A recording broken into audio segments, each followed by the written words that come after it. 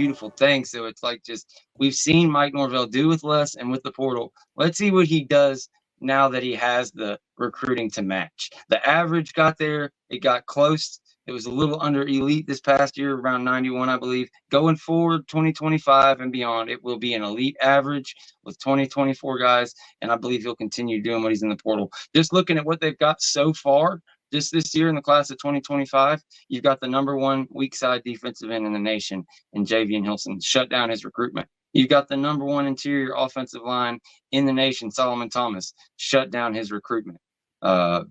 The other 4 guys, all 4 stars as well. Ethan Pritchard, blue chip linebacker. Who are the other 3? We just got CJ Wiley. That was one of our recent commitments. 6'4", 205-pound wide receiver. Also recently, Kevin Wynn, 4-star defensive lineman, 6'2", 320 pounds. Florida State is sitting at 13 on one, I believe, 15 on another couple sites with 6 commits. So if that just goes to show you, right now they're sitting at a 100% blue chip ratio.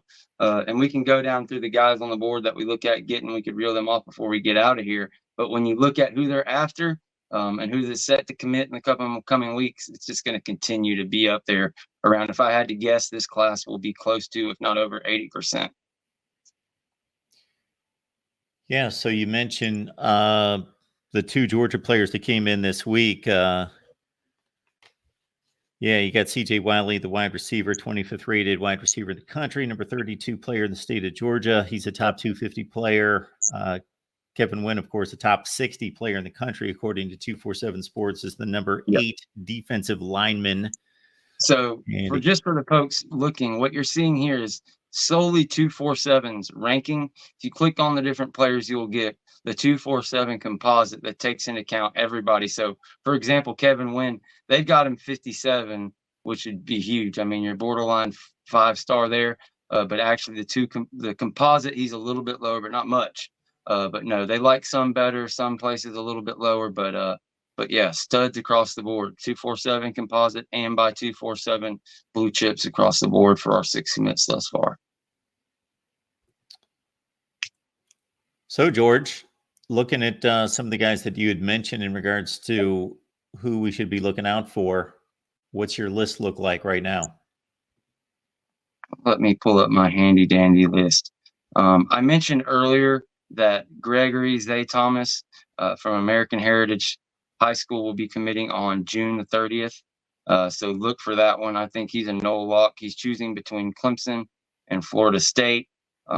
Also, the running back, 4-star running back Byron Lewis, also goes to American Heritage. He doesn't have a date set yet per se, but he did say, go ahead and you pull the trigger and I'll follow you. So there's a chance he could commit any day now or maybe right after if Florida State can land Gregory Zay Thomas there on June 30th. But as far as the rest of the guys here, I know we don't have that much time left. We'll go through the top guys. So I mentioned earlier the DBs. You have Booby, a.k.a. Booby Jabori Antone from LSU. He had just decommitted. See if Florida State can lock him up. Ladarion Clardy is another DB out of Pensacola, 4-star safety. He's about 6 foot, a little short, but just such a playmaker that the staff is really after him. Tavion Wallace commits July 2nd, and that is another giant player, another state player out of the state of Georgia that Florida State is a giant priority. I think he's all null. I think they have really done an amazing job of this recruitment and are going to get that commitment on July 2nd. Myron Charles and Jalen Wiggins are 2 4-star defensive linemen that I don't believe they have dates set yet, but Myron Charles has 3 or 4 different crystal balls in for Florida State. Jalen Wiggins, our friend James, who wasn't able to join us, came on my show and gave his, crystal balls on Jalen Wiggins. So good chance we can get one of the 2 of those. I think he's pretty much guaranteed to get one of the 2, but you could get both of those guys. Peyton Joseph is a 4-star, borderline 5-star interior offensive lineman that was at one time committed to Florida, decommitted.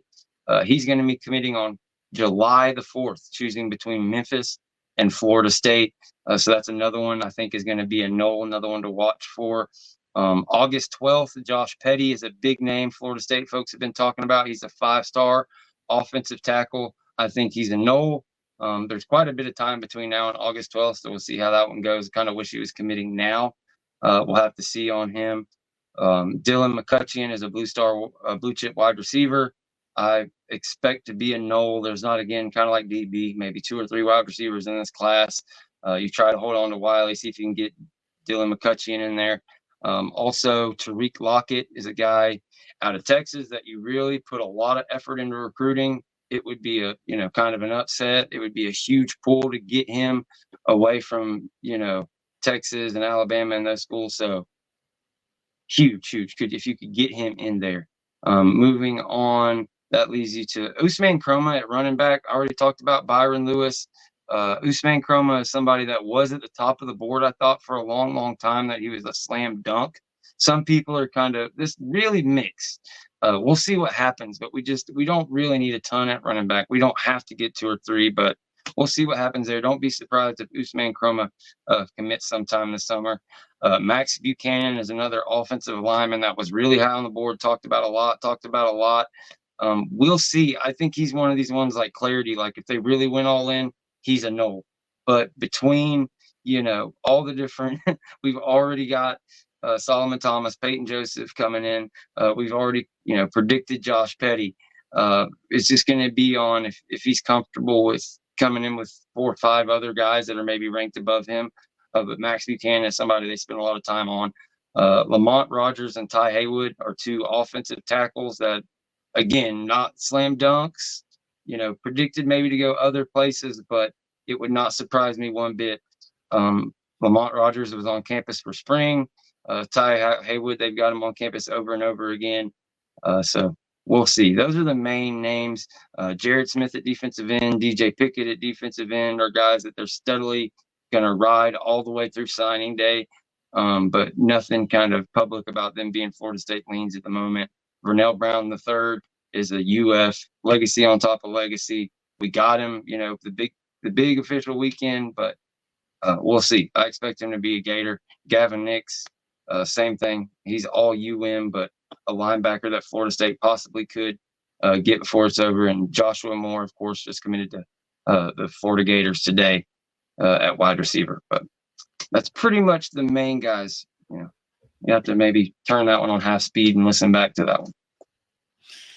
What's your schedule look like this week, George? Friday, we should be Friday 7 Eastern, our normal show. Then turn around Sunday. We'll probably go with a 7 Eastern Sunday show. We've been going in the afternoon with all the recruiting going on. I'm expecting to probably get a commit Sunday. So that, and then we'll be back around for the next week. We'll have the roast on Monday and back around to your regularly scheduled program.